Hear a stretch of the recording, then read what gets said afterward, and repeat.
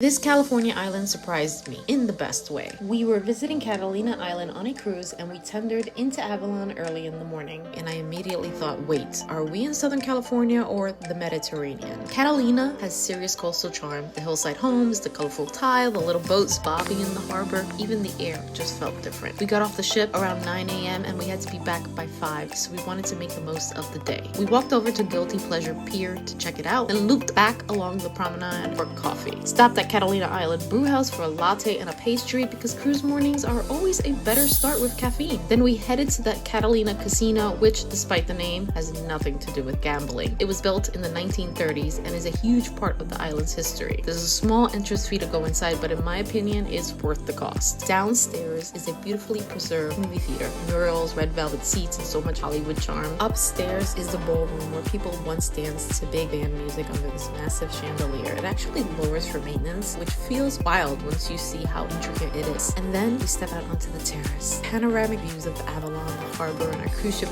floating out in the bay. Totally worth it for that moment alone. Then it was time for lunch at NDMK Beach House, just off the main drag. I ordered the fish and chips with local halibut. My husband got farm shrimp. In the afternoon, we met up with Avalon local tours for a golf cart ride around the island, and you could totally rent one yourself, but we wanted the local scoop. Our guide has lived on Catalina for decades, and she shared the island's history, pointed out some tuck-away spots, and took us to a few of the best lookout points for views over Avalon Bay. Before heading back to the ship, I made one last stop at Lloyd's of Avalon for ice cream because you should always end a day with dessert. And just like that, our day was over. Catalina Island surprised me in the best way, and I already want to go back.